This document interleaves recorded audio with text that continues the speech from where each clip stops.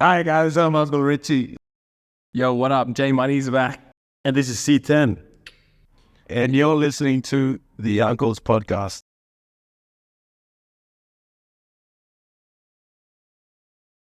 Oh, it's all recording, isn't it? We're live now.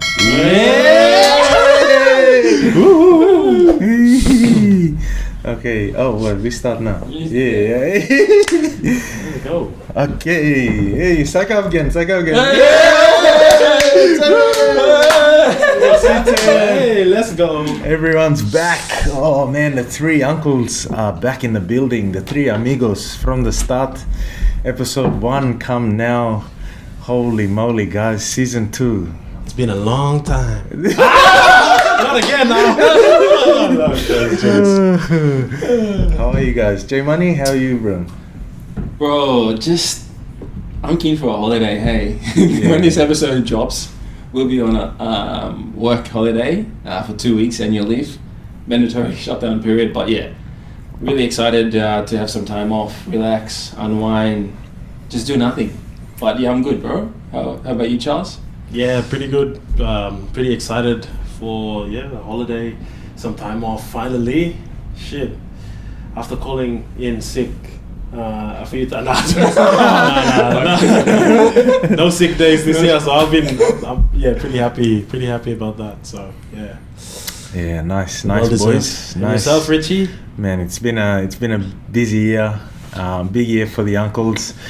Lots of things to talk about and discuss, but I think the results show for itself. On Facebook, Instagram, TikTok, everything else, YouTube. So thank you to everyone that's followed and joined the journey. But tonight we're doing something different. We're going to be talking about the PNG NRL team that's been announced to join the comp in 2028. And I know a few weeks ago we asked a few people to comment what their thoughts are about the NRL team. And tonight we're going to unpack it and just go through each comment on Instagram. I know there are people that commented on Facebook and TikTok, but we'll get to you guys personally, but Instagram seems to be the main sort of platform where we got most of our Engagement from. So we're going to run through that. So to kickstart us off, let's not forget the word of the week. Let's go. Yeah, boys. All right. Quick fire around the table. What's your word of the week? Starting with J Money. Bro, my word of the week is fun. I've had a fun week. Yeah. Wrapping up for the end of the year. Had my Christmas party and things like that. So yeah, it's been a fun week. Looking forward to having a break and 2025. 2025. J Money 2024. Save that one for the reels later. That was a fun one. Oh my god! Yeah, no, that was good. Chucky, your word of the week? Word of the week. Hey, you two, come. Oh, sorry. We don't want to have any more audio fallouts. Sit back a bit. Word of the week would definitely be patience. Yeah.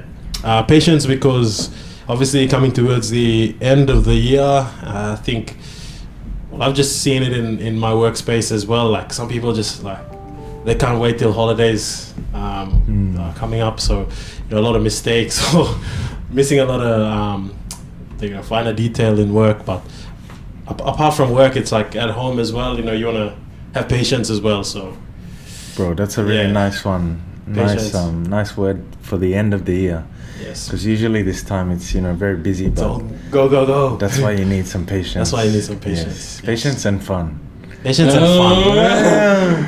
What about you, Mr. Bro, my word Mr. of the Uncles? week, jeez, I don't know. I think beautiful. Oh, Beautiful, deep one, but it's a word that I used a lot in Fiji. I know those people that watched the recent vlog, you would have heard me say beautiful like 10 times, but I think that just summed up Fiji as a whole, but also the trip that I was on, but also in bigger picture, the trip or the journey that the Uncles is on as well. It's beautiful to see how far we've come. But that's the word of the week: fun, patient, and beautiful. So take that on board, everyone that's listening. But let's get into the comments now. Ooh, all the juicy stuff. yes. God. J Money, bro. Let's read out the first comment. Yeah. And we can dissect it. Yeah. I think we'll start off with the chunkiest one, which is from PNG Tauna. Yep. Which That's is Matt Ball. Matt Yeah, Ball. yeah. Shout out Matt Ball, Matty Ball. So Matty said, Richard asked, through the Uncles, we asked, are you excited about the announcement of the PNG team to join the NRL? Why or why not? Matt said, why would we have two nations prime minister at the announcement of a sporting team's inclusion in the NRL? Because it's geopolitical at its finest. Let's dig into this in detail. The PNG deal comes with an escape clause that allows the Australian government to immediately terminate the agreement if PNG strikes a security or policy impact with China or other rival nations over the next decade. Australian taxpayers are forking out $600 million for a sporting team. Perhaps there's a better way to spend that money.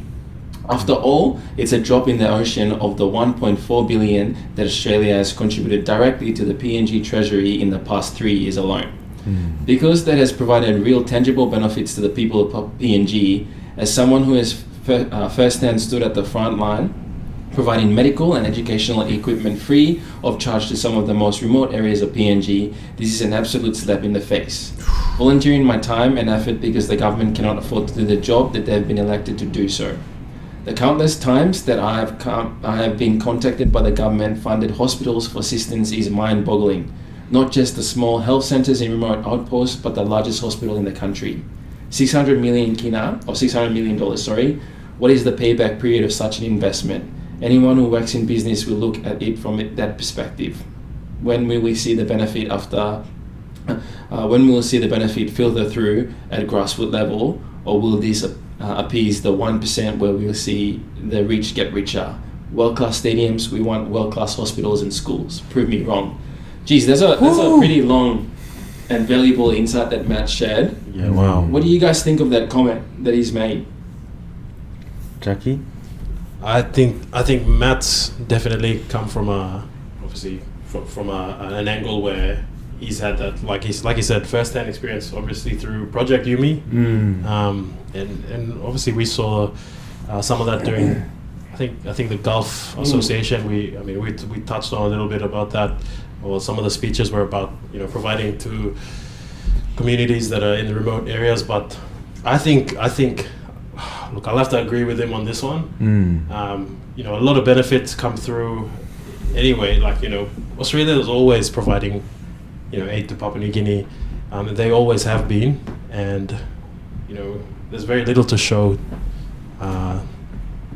There's very little to show. I think just from my own opinion as well. Like we've been waiting for a lot of development that hasn't really pushed out into the regions where people need that, and a rugby team, rugby league team, and honestly, I'd love to see an NRL team, but why don't we fix those other things first? And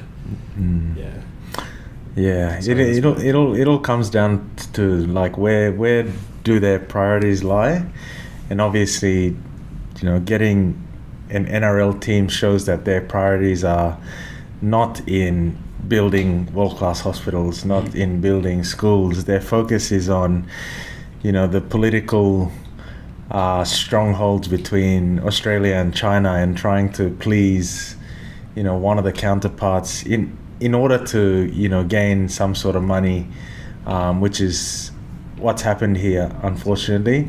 I know a lot of people, you look at the 600 million and you're like, holy moly, like that is over a period of 10 years. But imagine what $600 million could do for hospitals, for schools, paying those, world-class doctors that we have, paying those teachers to keep them happy so that they keep turning up to school to teach the children back home, especially in those remote and rural areas.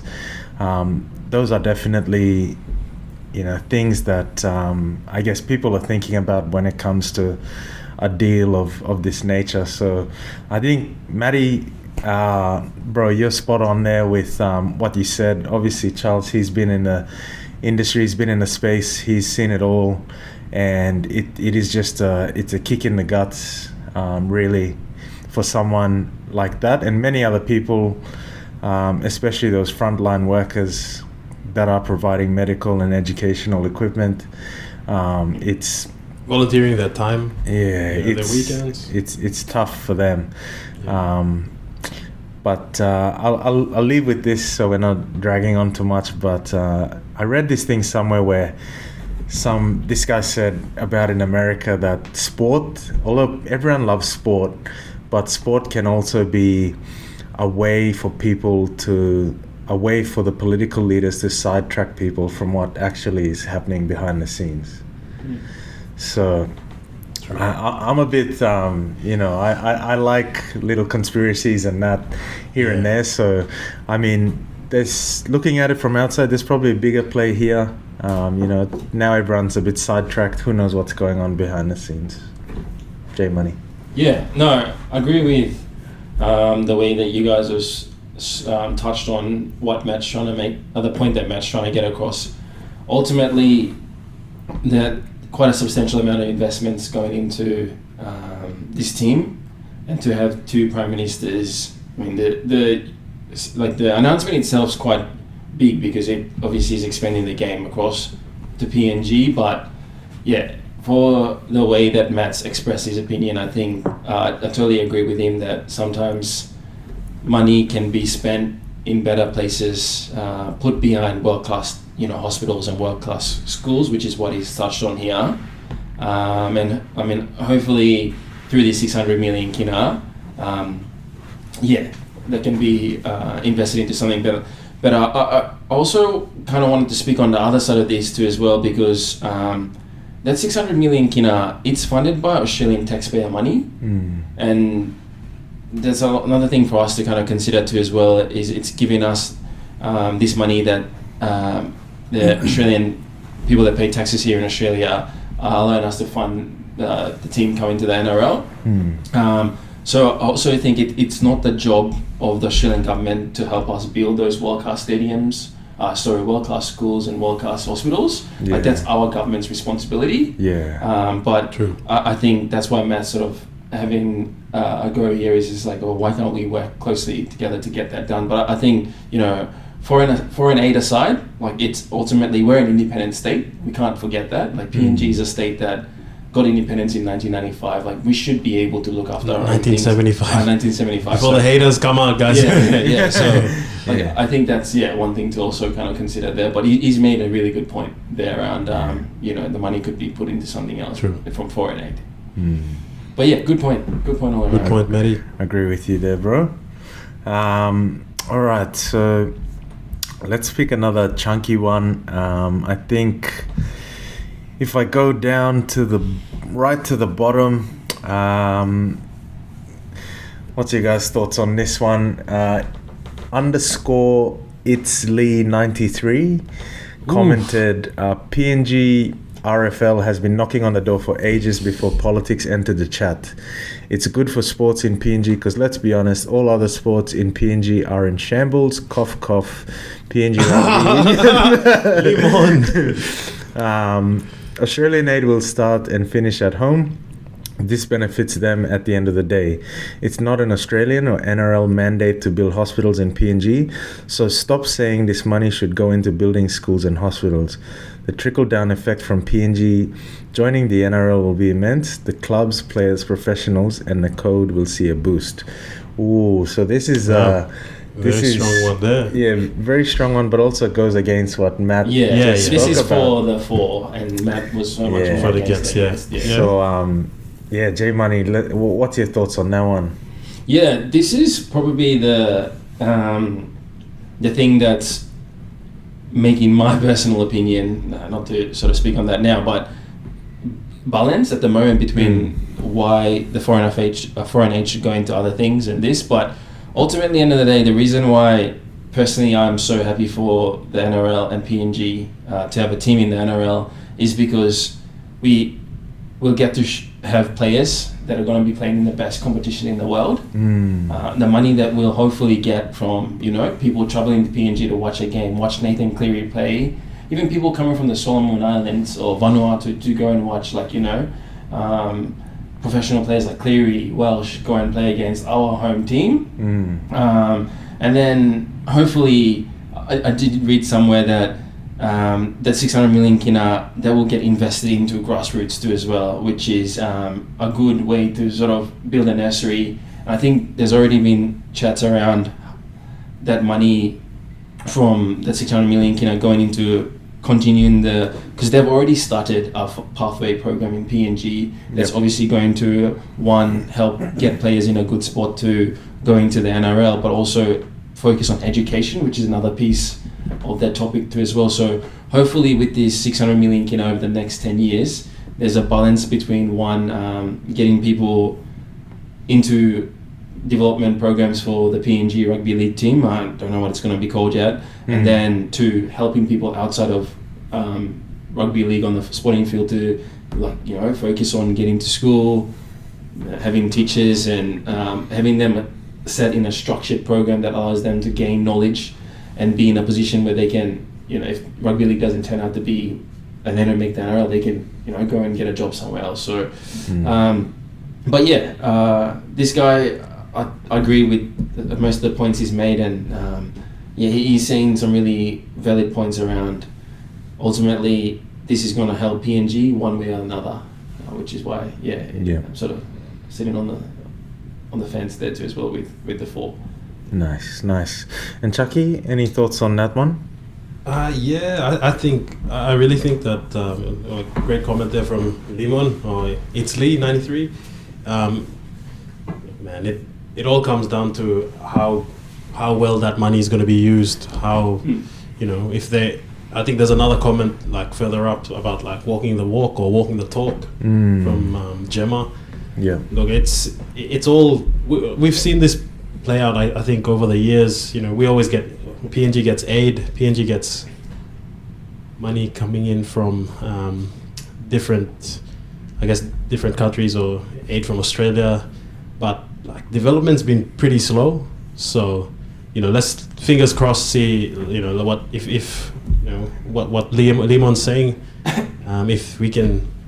If they can put that money to use and see the flow-on effects go into off the field as well, then sorry, my answers are pretty broad, but I'm on the fence. Obviously this comment is very strong as well, so it balances out like J Money said.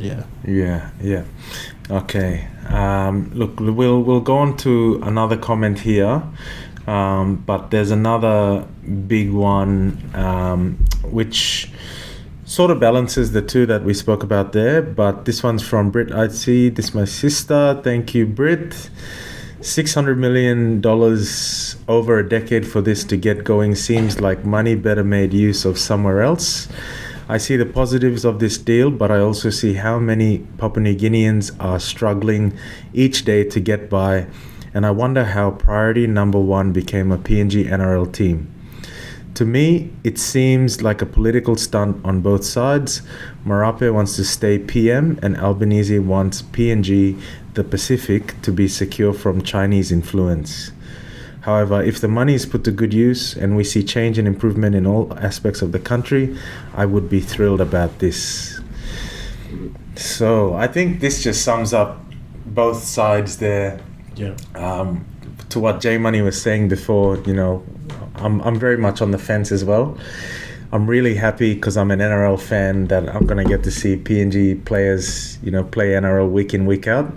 But I also want to see the money get put to good use, and that's, going into those hospitals and schools and grassroots programs that provide opportunity for people to, better themselves or make money for their families. So, I mean, that's all.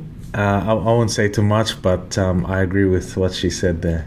Yeah. Oh, I just want to add as well. Like, say if with the game itself, there's injuries that come up, ACL tears. There's different massive injuries, concussions, all that sort of stuff happens in the game.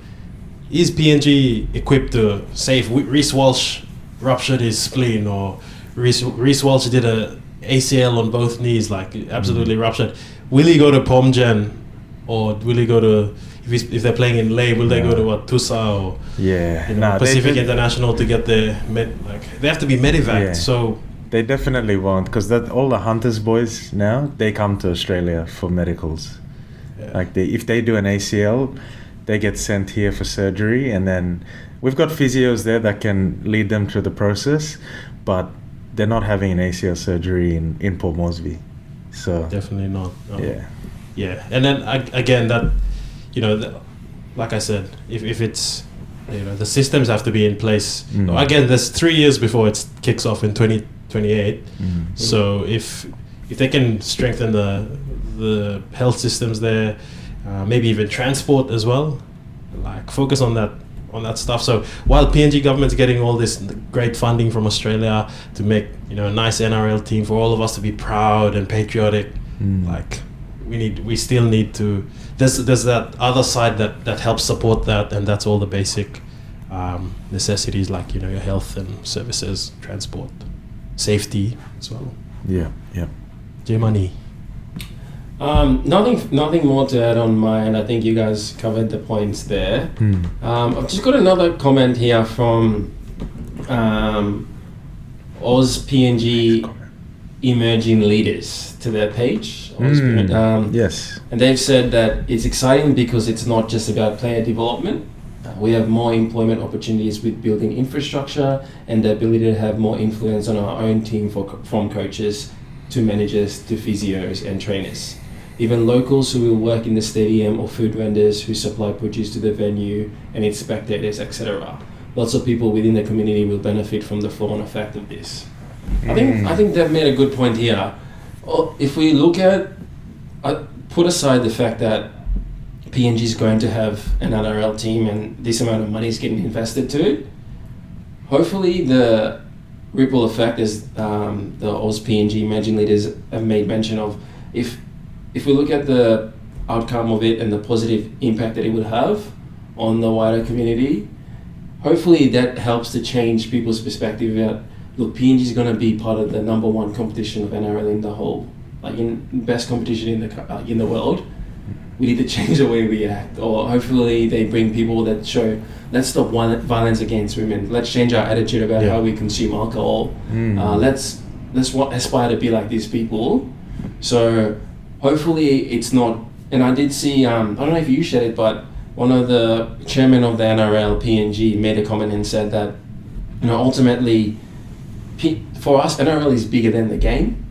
It's a livelihood. It's it's our passion. It's like cricket to Indian fans. There's 1.4 billion people in India that love the game of cricket, and we've got 11 million people in PNG that love the NRL game. So hopefully through this team, it changes people's perspective, and we use this as a tool to make the change to PNG that we're wanting to see for the last 50 years, which in a way we've gone backwards, and obviously not to have a dig or anything like that, but yeah. So that was sort of what I took from that comment. Yeah, job opportunities are a big one. I think, if the right people get in there and they do it smartly, then you can build a little economy around the team. Like you go and look at like your Redcliffe Dolphins set up, even Panthers down in Penrith, their leagues club. Like it's the community in that area goes to the footy club because not only do they want to watch the footy, they go there to have dinner at the leagues club. There's a pokies room. That's what that's the money maker. Like it's bringing the whole. That's the money maker. That's the money. I'm not gonna lie. Let's put a casino in the national football stadium. Honestly, if government right now, like set up a Hunters rugby league club Gaming lounge. have a full sort of catering area, you know, open to the public. People can come. It's like, you know, Broncos up at Red Hill. Like the fans go there, they watch the Broncos train. You can go in the leagues club, you can get breakfast, lunch, dinner. Yeah. You know, because that's ultimately, you know, another side of income that isn't aid or anything. This is people going to the club because they want to spend money on the team that they love. Like, True. and I'm sure people back home, they're gonna want to do that. Like, Yeah. I want to go and spend 100 kina at the, you know, Hunters game because I want them to win. I Yeah. love the Hunters. Yeah. You know, like, so if they can get like a, you know, PNG NRL leagues club there and have its own little economy and it looks after itself, they pay the waiters, they pay, you know, different bus drivers or whatever to bring people there, True. then it can happen. They just got to Okay. think about those things. Like, what's it like set up here? Yeah. The picture's already painted. 100%. Yeah. And another thing is volunteers, like the weekend. So say if there is, like, everything goes well, the junior systems is another thing that we got to think of as well. So a lot of the junior systems here, and I was just having a chat to Callum Wade, whose dad coached the Gurias, like with the successful premierships. What's his dad's name again? Jeff Wade. Jeff Wade. In Yeah. like- Shout out Jeff Wade. So shout out Jeff Wade, primary rugby league coach in Lay back in the day. Yeah, Italy that commented. We used to play footy. Anyway, side story. But yeah, look, he had a fair point there. So everyone volunteers at those little junior leagues clubs around here.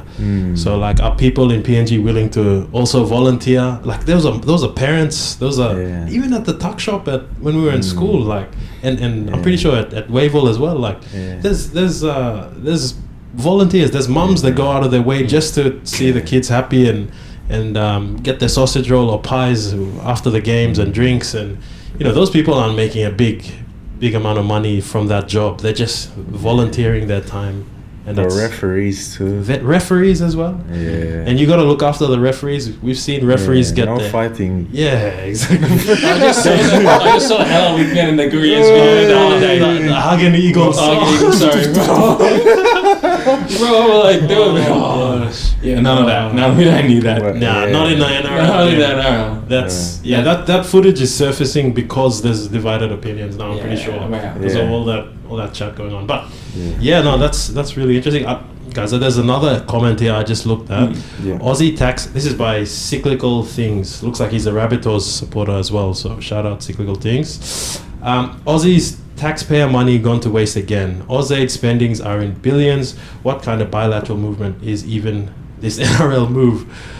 Are other Aussie governments gonna continue to support this? Ooh. Did the Albo and Marape government think about this in the first place? And I think it's touching on the sustainability. You know, we're not just talking about now, we're talking about 20 years. 20 years. Look at the Warriors. Like, they came in the 90s. You know, how are they going now? They're still going, but can PNG, you know, sustain that with yours government? Those guys, like, Marape will see his political days come to an end. So will Albo. Yeah. And think of what, I guess, you know, Liberals and, Labour, the two big parties in Australia. Like, what's Albo? Is he Liberal? He's Labour. He's Labour. So, like, you know, is the Liberal Party gonna support this? Or yeah, like, wasn't ScoMo was Liberal? He's a but, League, yeah. He's a league. And he was a leaguey as well. But was this all for that, you know, security cause? Yeah. Anyway, I'm going I a don't bit know. far, Yeah, but that's- sustainability. That's a really good point. The Cyclical Things made there, because that's just thinking outside the box. Like,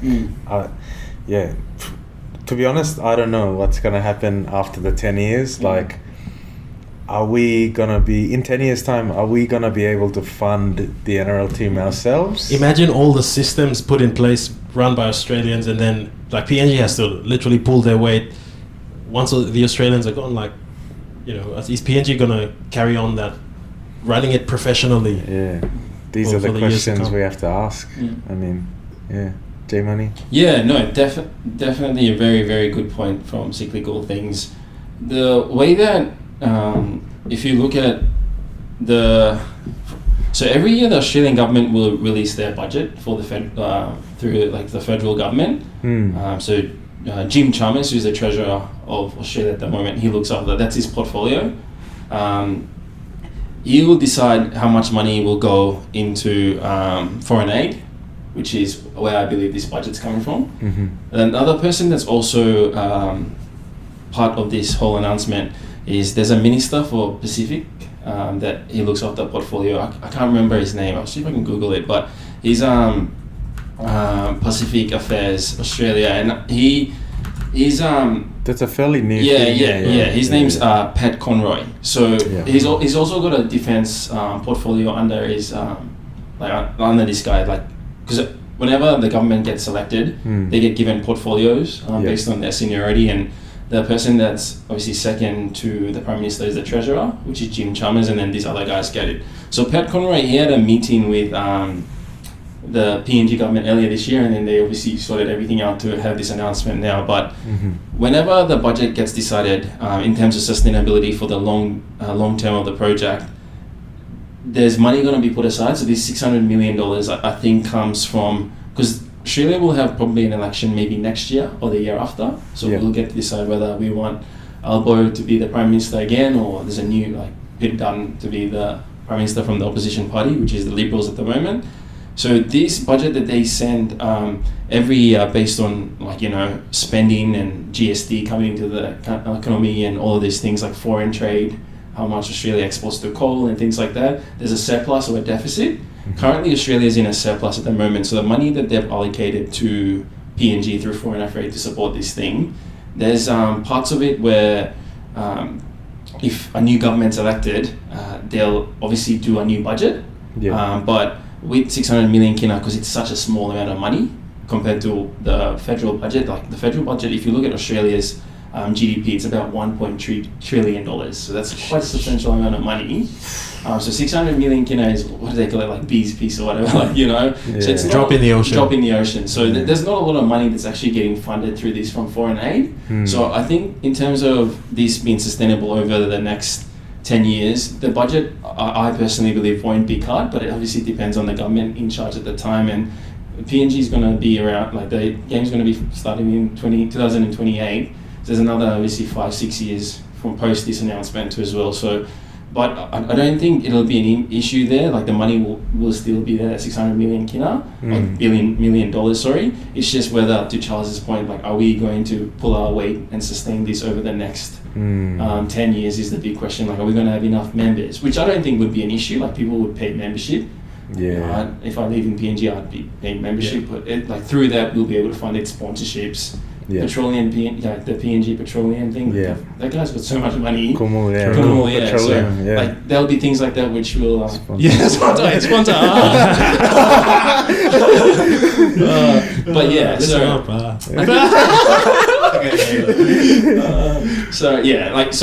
there was a bit of a ramble on, but yeah, in short, I don't think that 600 million kina, $1 million, sorry, won't be impacted following this announcement. Like that's a little amount of money in terms of the Australian government's federal budget for 10 years, even that. So I do believe it's just more so the responsibility sits on PNG, whether we're able to pull our weight and fund this and keep it alive. What like the New Zealand Warriors have been doing for 22 years now since been going. But sorry, that was a bit of a ramble on. But I hope that makes sense, because ultimately the way that foreign aid is given, it's such a small amount of the Australian federal budget. Like there's other money that they're pumping into, like Olympics, for example, that's coming up in 2032. So True. All right. Well, I think, look, let's do three more comments each. Sum it up, and then we can close the episode. But one that I really liked here, and we touched on it a little bit before, was Claire mentioned that she's excited for the grassroots development for both women and youth pathways. And I know we touched a little bit on that, Chucky, and I'll come back to you to kickstart us off. But I think that's a great point, because if you look at the NRL now and the NRLW, they're a big part of rugby league. There's don't know how many teams, I might be wrong here. There's 10 teams in the NRLW, and lots of young girls are coming through the system, and their rugby is it's its own rugby. It's its own new, unique rugby being played by the women, but it's really getting better year in, year out. So I'm really excited to see what they can do to, empower our women back home, to give them the opportunity to, make their own path and come through as well, because there is an opportunity there. But more importantly, the youth pathways. And Trevor Exton, when we had him on, he spoke really, tough on this. He was really keen on this, because he's a coach now in the rugby league junior system here in Queensland, and he just wants there to be, if there is an NRL team, there needs to be a good development pathway, so that, this is what he said, there can be it's like a recycling chain, or a production line. That's what he said. Yes. You need to have a good pathway system so that there is a production line. Like, a good team like the Panthers, you get rid of Luai, then you get some young kid that comes up and, they're going to do the job. That's the next sort of challenge that PNG NRL need to look at for the next 10 years, because, if you don't do a good job in the 10 years and all your good players get to a certain age, which we see with different clubs, say like the Dragons, for example, they sort of left their junior pathway system out, which is now, they're trying to claw their way back into the top 8. You have to start buying players and doing all of that. Yeah. But Trevor said, no, the whole point of the PNG NRL team is to put PNG players in that NRL team, and that means having a pathway that allows the 16-year-old, the 18-year-old to, replace whoever it is, whether it's Nixon Put or Ase Boas, or like it's just a production line. Yeah, exactly. And I think a few earlier episodes touching on what Kenny, remember when you sat down with Kenny, how he was describing when someone's injured, it's a flow-on effect all the way down to the club level of people getting a call up, stepping up. BRL. And like the production line goes a long way. And again, that'll come back to, is that money going into developing the base level of schoolboys? What Claire said, the women's team as well, the women's sport, the women's league in itself, like that has to grow massively. And, other people doing that in PNG at the moment. I need to do some personal research on that, but I think there could be so much to come out of this with the women's game. Like you can imagine like schoolgirls, national schoolgirls, and like imagine how massive that could be. Imagine the support if they got the right funding, the right programs, and the right people running that would be huge. Imagine PNG NRL women's. Yeah, that'd be crazy. J Money? No, nothing to add on. I think definitely excited for women and youth pathways to be built off the back of this. Perfect. Really good, yeah. You got a comment for us? Yeah, I think there's this one from Benny D_Benny 97. Many view this as a significant milestone for PNG, not just in sport, but in strengthening ties with Australia. Although there are many positive, it's hard to ignore that Australia is using this strategy to counter China's influence in PNG. If our government uses this opportunity correctly, this move would not only foster better regional cooperation, but could also greatly improve economic opportunities and social development for our country. Yeah, definitely the last point around, economic opportunities and social development. That point around social development, with this, it puts us on the world stage too as well. Yeah, this is time. News, like this is with PNG getting announced on a new stage. I think hopefully that changes people's perspective to Michael's point when we had him on the podcast. If you want to go to the world, you got to see the world in different opportunities and research. So hopefully, with the world spotlight being put on PNG, it fosters people's behavior to change. Like people are going to be watching us. Like we need to be more conscious about how we behave, can't be doing rioting to looting into stores and things like that. Right, so hopefully around that, you know, social opportunities and fostering that change that the country so much needs right now. Yeah, and I think a good place to start is probably on social media. Yes, we will probably get comments. Bro, I think you know, there's so many people out there who. There's a lot of people that, you know, they probably don't think before they write a comment, and they comment, and you look at all the rugby league pages, you know, on social media, especially Facebook, and I could count, you know, more PNG, like, there's more PNG people on a post that I can, you know, count fingers on my hand. So and it doesn't matter what post it is. It could be, you know, Parramatta Eels posting a photo of someone, or like, you know, it's the Broncos, and you got people commenting, you know, I love the Broncos, and it's nothing to do with what they posted. But I think the biggest one is negativity, and this is the one we always see and talk about, is especially with our women. You know, they didn't have a really good tournament this year, but I did see a lot of negativity in comments around them, and like it's always the people that, you know, they're not going to do anything about it. They're not going to support the women. They're not going to help in any way, and they just feel like, you know, writing negative stuff about them. When it's really out of their control, like the ladies are, you know, they're pouring their heart out into that Kumul jersey. They're trying their best. They're playing women who are, you know, in the NRLW, who are getting paid to do this as a job, whereas, you know, most of them are, I would say, semi-professional, playing the PNG comps, and they don't get the same exposure, and they're not used to, you know, that week in, week out of NRL grind. So, you know, they're not up to that standard. So you can't get angry at them for losing to that much, you know, like it's a given. Yeah. It's like, think about when the Kumuls started off in like the 80s. Yeah. Like, they were losing to Australia and New Zealand. Cricket scores. Like cricket scores.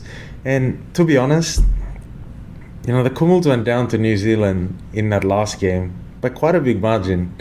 But you don't see that same flow-on effect, like, because everyone loves the men's team so much that, you know, you'll have some here that, you know, are again, they'll say, oh, boys, terrible game, whatnot.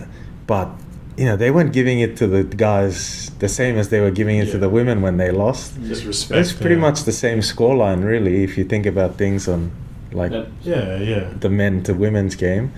So I think, just going on a bit of a rant here, but I guess changing the perspective and being a bit more supportive of our other teams. 100%. No, that's. I think that's all from us on that. Nothing to add on that.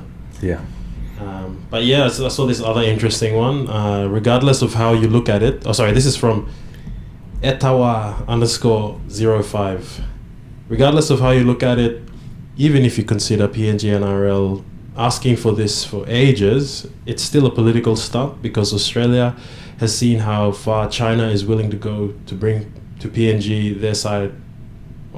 Is that right? Yeah, their side, or at least have influence in PNG. So obviously he's referring to the infrastructure, funding without, you know, a structure put in place. I think when Australia gives funding, there's a structure that they like to see the funding go to. Anyway, it's good for grassroots and player development, but there are tons of internal issues we have to work on. Medical and emergency services relating to contract, player safety, player accommodation, being safe if they're going to live in the country, and in general, respect for others as a whole. Respect is a big one. Hopefully they'll work through these things and, you know, see big beneficial stuff all around. Yeah, it's an interesting one. J Money, thoughts on that one? Yeah, no, definitely agree with this comment here, because if we look at the way that they're talking about Chinese influence, ultimately what China wants to do, and they're doing this in the Solomons, is they're gonna try to have influence so that they could build naval bases or army bases in the country and use some of that land. And they can't, you know, we can't decide what they do with that. That's their land. Like, they'll get 7 out of that. Not to say that PNG That was signed in 2022. Yeah, right? Yeah. And not to say that PNG is going to go down that pathway, but if we keep getting handouts from governments with a lot of money, ultimately they're going to ask for things back, and we can't give them anything back because we don't have money to do so.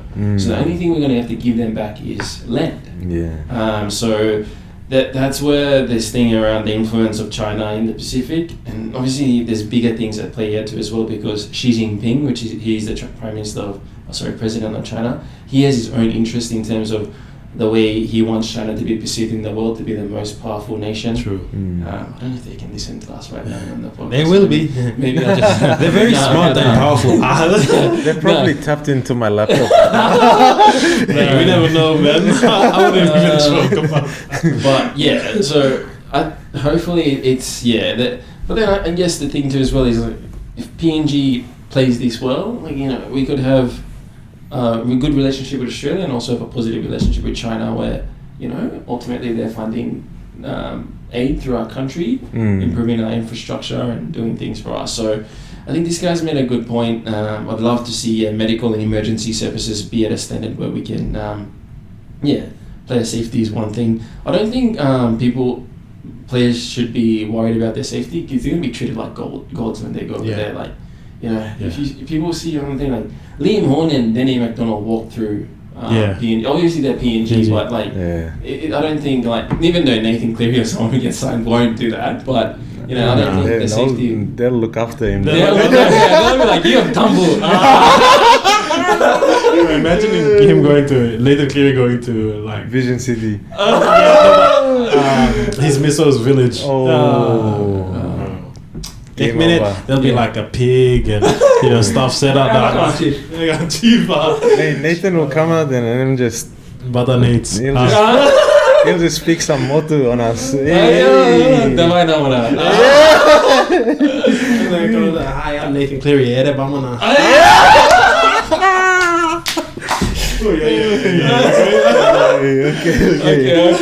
All right. Okay, last one that I wanted to finish on, but this is a good point. Bryson Worthington, and this is a good one to finish off the ep, but he said it's a good opportunity. If capitalized on correctly, a lot of good can come from it, which sums up the episode, I guess. And the spotlight will be on PNG. Yes, sir. That's a big one. Yeah, the spotlight's already on PNG. It's already since the announcement, since the talks. That's so it's on us, and bro, before it's also on the uncles. Yes. Because we have PNG's number one. I should have come and give us a $1 million Marape, if you watch this, Xi Jinping. Put some of that 600 million. Sponsor us. Chinese government sponsor. Bro, Ni hao erebamona. Okay, enough. No, I just wanted to say, bro, like, before we wrap up tonight, we're just reflecting on this year. It's been huge for us, Massive. It's been, and I think, you know, credit to everyone, all our fans and everyone that's joined in and liked and subscribed to our content. We've got, you know, people all around Brisbane, and then obviously to other states too as well, like ACT and places like that, even Melbourne. And I jumped on the ABC podcast with Jacob Maguire and Michael Chow. Oh, yes, that's right. They did some of the stuff there, and I was having a chat to Jacob, and we were talking about his sister. And his sister buys a lot of stuff from us too as well, on the uncles thing, and the partner Rick, husband, loves our content. So shout out Rick. Shout out Rick. Yeah, Rick. Thank you so much for your support, brother. If you're listening to this podcast. Yes. But yeah, like everyone, like, what do you guys think? Like, what has been your favorite episodes this year that you've interviewed someone or listened to, and what have you been most proud about the uncles this year? Oh, bro, I was thinking about this one earlier today when you mentioned it, but I think my favorite episode of the year, I guess, is a meaningful one too. Was the one with my dad. Yes. I was speaking to someone in Fiji, and they were asking me what sort of guests I had on, and I said, I had my own dad on as well. And then in the moment, I sort of realized, like, not many people get that opportunity to like sit down and talk with your father like that, one-on-one.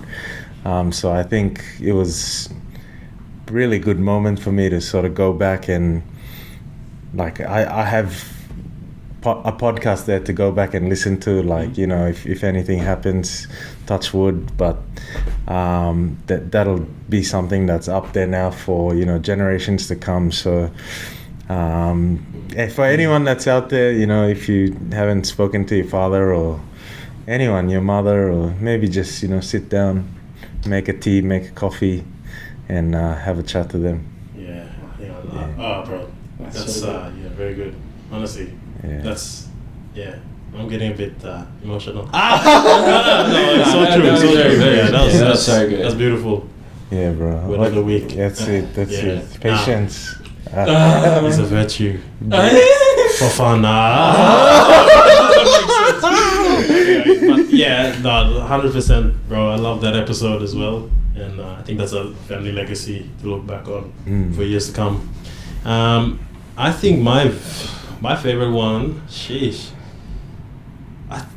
Look, it's hard to come past so it's hard to look past like all these episodes. I think I'll have to choose a vlog. I think the Pacific Day was up there, just because like it was a fun day. We didn't know what the hell was going on. We just like, I didn't even know where we were going, to be honest. Like I was just hopping in the car. That was a nice day. You guys got to meet my daughter as well that day. Beautiful. And then like we went off and did that fun thing. We tasted some mad food, and like it was just a fun day. We were looking around at all that different culture and you know, seeing the different families and their businesses, and like I think from that it sort of like gave me like after seeing that episode, like looking back on it, I think it made me realize like, oh sheesh, like we've actually come a long way. Like this is a vlog. This is like, we aren't just a podcast. We're doing, you know, vlogging, and you know, people are looking forward to the vlogging as well. And I think it's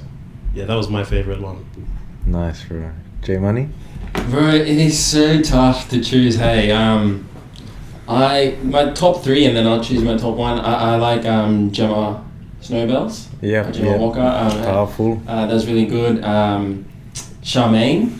Yes, Charmaine was a good. And then I like Chetty's one. Chad Soper. Chetty's. That was Chetty's was solid, bro. Bro, I was so nervous when I interviewed him. I was like, this guy, man, I love cricket. I followed him a little bit, like just watched his journey and seeing how he did. But I think probably, if I had to choose one, I'll probably say Gemma's one. Yeah. I think that was a really good one, because that's also allowed us to kind of reach out to Liam Horn too as well. And I think when Liam listened to that podcast, he was able to come in, and even having her come onto the podcast, and same with Amelia Cook, I think. Also shout out to her too as well. Her podcast was also really good. But I think having that ladies come onto the podcast, and we want to do more of this. Big game changer for us in 2024. And we want to do that for 2025 too as well, where we get female people, like not necessarily just from the sporting field, but like women in business that are doing so well. You know, when I did the PNG networking night with the QUT PNG Association, like there was more ladies on the panel than men. Wow. You know, we had Amelia Cook, and a lawyer. There was a lady that came in. That's an huge. actor. There was a lady that came in. Wow. So it was, you know, I want to reach out to more of those people and get them on the podcast and just share their story. And it would be nice to get like controversial guests as well on, guys. Like who? Oh, that's a list. No, seriously. Name some names. Just I'll message them in. It's all a secret surprise. We don't want to give away the uncle's secret. 2025, guys, it's gonna be jam packed with more guests and more huge things for sure. I think last season when we set ourselves the goal of like speaking to more women, we achieved that this year. Yes. I think next year the big goal is speaking to more business people, because I think we've had a lot of sports people on. Yeah. We've had a few, business people there, Manu Kitty, Caleb the last couple of weeks ago. Kalen, my friend as well. Yes, like Kalen. there's a few people, doing well in those business areas. True. But I think next year we can step it up, ramp it up, bring on some lawyers. Yeah. As you said, the lady there that was there. Political figures. Bring on some corrupt leaders.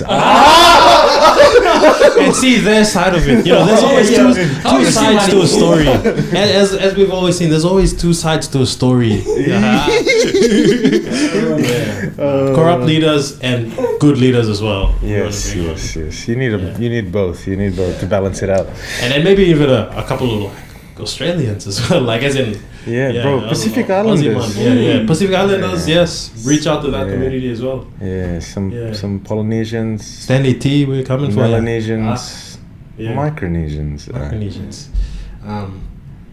Australian, Austronesians. Okay, we're going all over the place.